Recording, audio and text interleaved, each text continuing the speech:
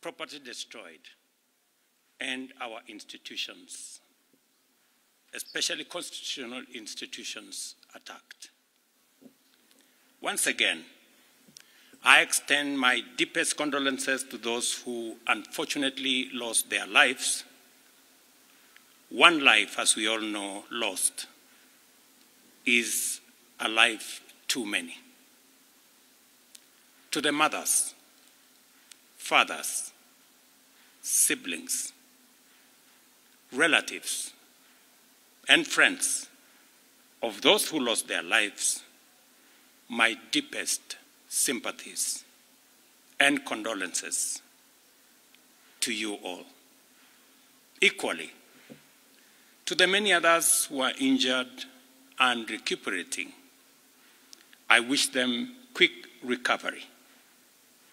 The government of Kenya will support all those who've lost their lives and those who've been injured. Despite all this, as a nation, we are finally discussing issues. We are not discussing tribes, personalities, or political formations, but rather we are discussing issues that affect each and every one of us. Issues of taxation, debt, budget, corruption, the cost of living, unemployment, and opportunities for all Kenyans, especially our young people. If you go back on my Twitter account, I made a commitment to the country in 2019, 2020, that the conversation in Kenya is going to change. It is not going to be about personalities. It is not going to be about positions. It is not going to be about tribes. It is going to be about issues. Today, that situation is true, that we are having a conversation about issues in our country. We must all be proud of ourselves that we have managed to elevate the debate in our country to the level of issues that affect all of us. I am very happy that we are having a conversation about jobs for our young people, about opportunities for business, about manufacturing, about taxation, about debt, and all the other things that are important to all of us. I make this statement to highlight the actions taken in response to the overwhelming public feedback in the recent days, and to fulfill my commitment to continuously and effectively listen to the people of Kenya, and to underscore my intention to always take public contributions in good faith, applying them to enrich policy making, governance, and government programs. Public debt is and continues to be a major point of engagement and conversation in Kenya. I have today appointed an independent task force to carry out a comprehensive forensic audit of our public debt and report to us in the next 3 months.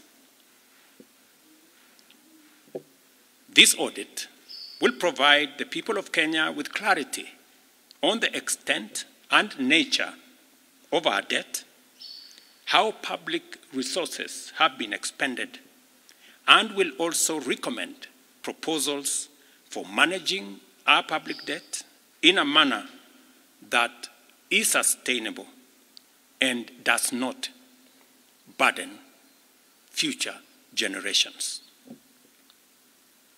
The consequence of withdrawing the finance bill is the reduction of our revenue targets by 346 billion. Over the last few days, our Treasury team has been assessing the adverse impact of either reducing the budget by 346 billion in full or borrowing the 346 billion in full. And cutting the entire amount in our assessment would significantly and drastically affect the delivery of critical government services, while borrowing the whole amount in full will occasion a fiscal deficit by a margin that would have significant repercussions on many sectors, including our exchange rates and interest rates. We have since, after extensive consultations, struck a middle ground, and we will be proposing to the National Assembly a budget cut of not the entire 346, but a budget cut of 177 billion, and borrowing the difference.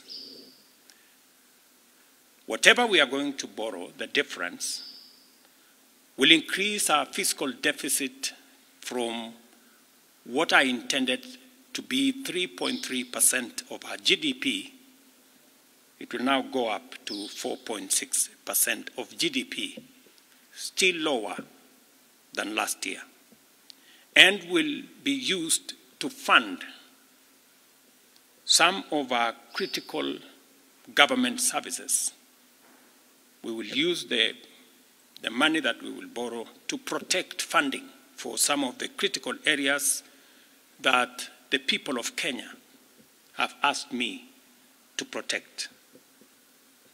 They include hiring of junior secondary school teachers and medical interns, funding the milk stabilization program for our dairy farmers, reviving our stalled road projects that are in many parts of Kenya, retaining the fertilizer subsidy program that has helped us manage our cost of living,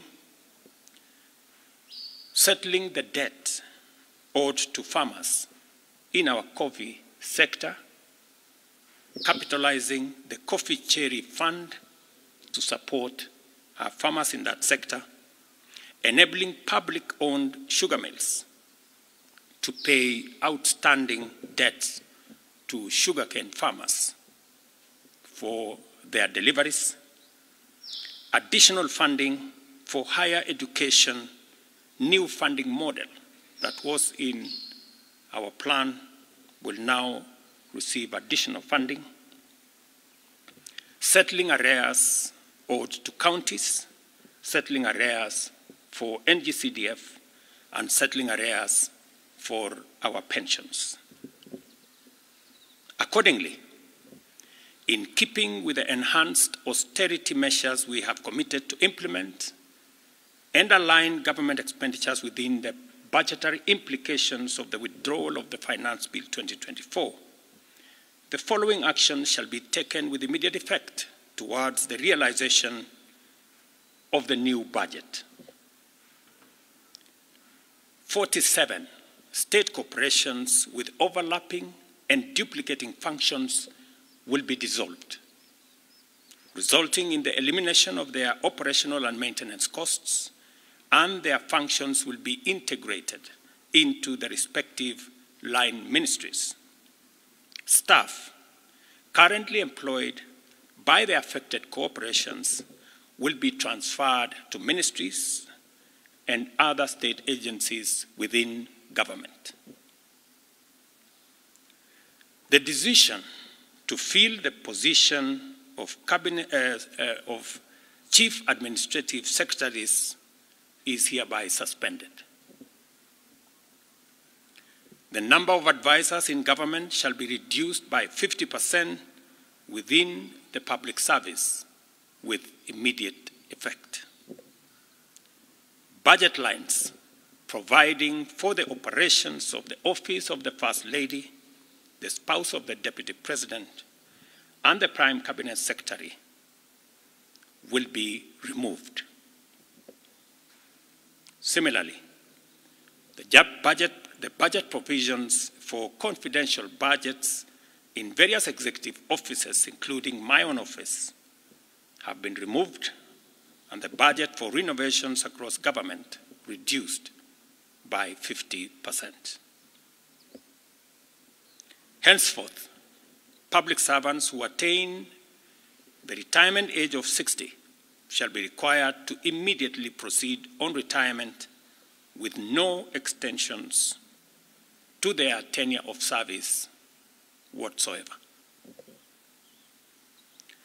The purchase of new motor vehicles by the government is suspended for 12 months, except for security agencies, while a new policy on transport for public officers will be developed. All non-essential travel by state and public officers is hereby suspended. No state officer or public servant shall participate in public contributions or haram phase going forward. The Attorney General is hereby directed to prepare and submit legislation to this effect and develop a mechanism for structured and transparent contributions for public, charitable, and philanthropic purposes. These measures will be followed by changes in government that I will be making shortly. We are determined to carry out this and other interventions to improve the quality, efficiency, and transparency in serving the people of Kenya and ensure that citizens receive maximum value for their resources from a public sector that prioritizes their welfare.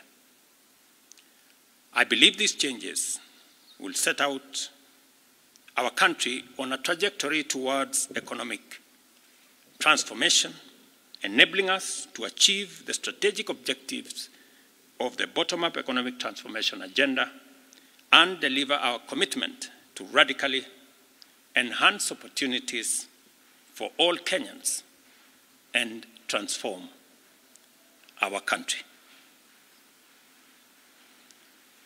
Thank you very much. God bless you, and God bless our great country, Kenya.